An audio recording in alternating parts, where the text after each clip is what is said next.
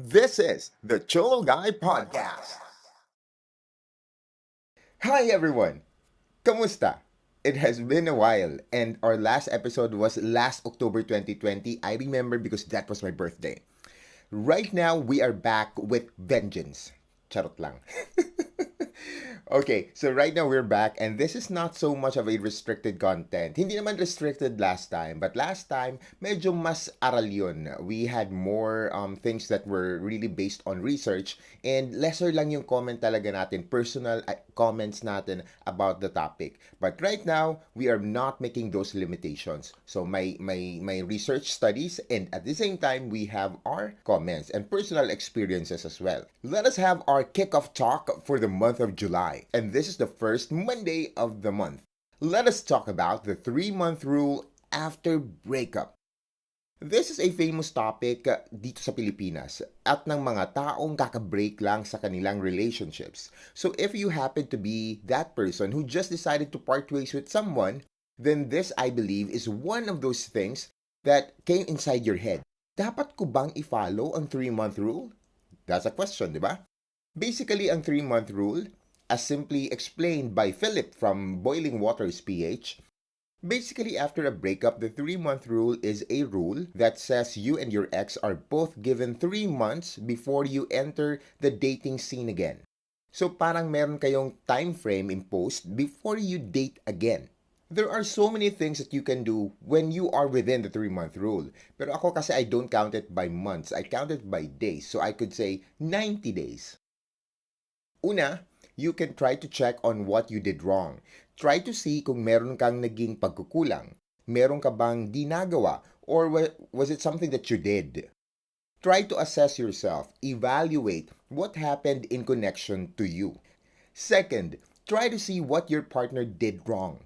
Siyempre, di naman pwede na ikaw lang yung nagkamali. There are times na ikaw ang biktima din. So try to see what were your partner's mistakes. What were the early signs of those full-blown mistakes? Para next time, early stage pa lang, alam mo na ang pwedeng maging outcome.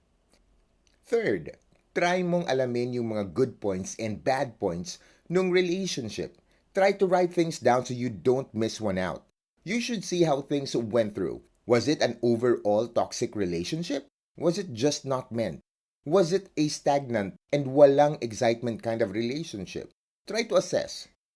Number 4, believe that we need to use this moment to improve ourselves, to be a better version. Yes, this is the time na pwede tayong maging mas maganda, mas matalino, mas mabait, mas fit, mas mayaman, mas mapera, di ba? In short, better version of yourself. I am not saying that you are at fault and that you need to change. No, you need to be better. Kasi every time a chapter closes, a new one opens up. Now, these are just some of the things that you can use with your 3 months kapag ikaw ay nag-follow neto. Madami pa yan, pero yan ang usually na pwede mong gawin. Personally, I am a believer of the 3-month rule or more. Not just 3 months. Minsan medyo may pasobra ko dyan. I am not sure if nagagawa ko talaga siya minsan, but I know that you need time before you ever move on into another relationship. Before I give you my reasons why I think the 3-month rule is a good thing, let me tell you first that there are studies about the time frame of moving on. There was a 2007 scientific research in New Jersey. Students who just broke up were surveyed about the increase of happiness within a certain period of time. On average, sa 11th week or almost 3 months, the positivity and happiness levels were high already.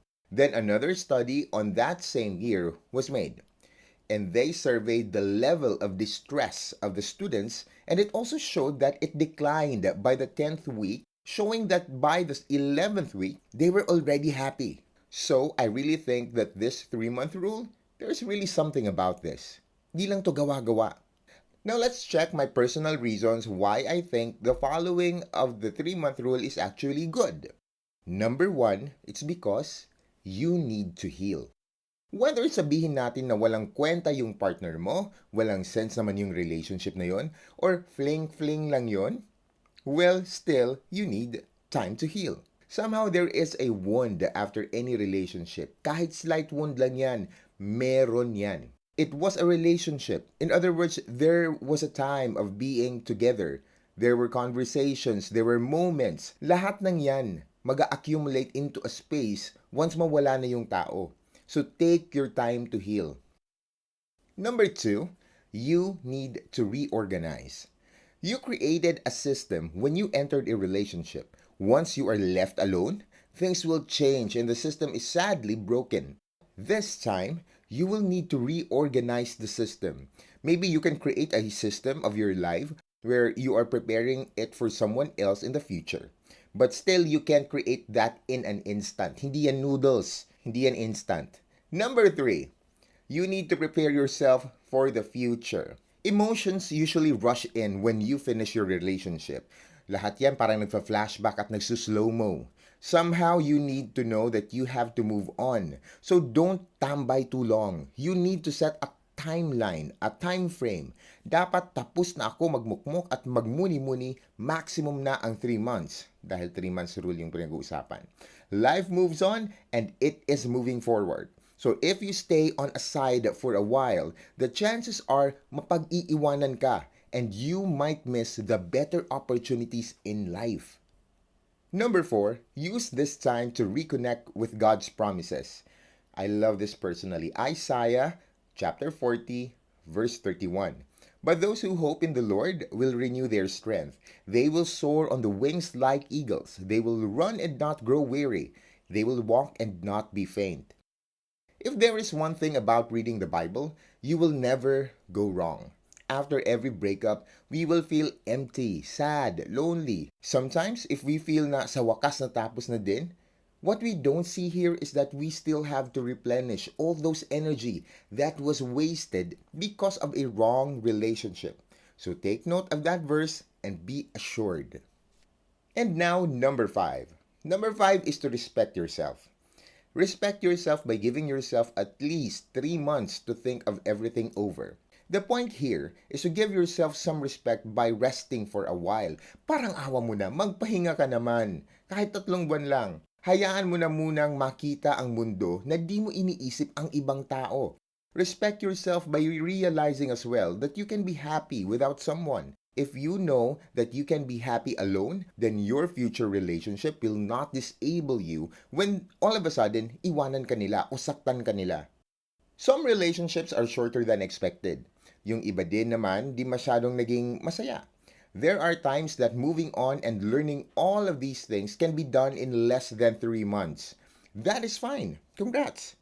But the most important thing here is for you to grow and become a better person. Now, thank you for listening. Please don't forget to like, subscribe, and follow the Cholo Guy podcast. We are on the following platforms: Anchor FM, Spotify, Apple Podcast, Google Podcast, and YouTube. Sana po ay may na-learn kayo sa podcast natin today. Don't forget to do your devotions every day and read your Bible. This has been Cholo Guy. Bye-bye!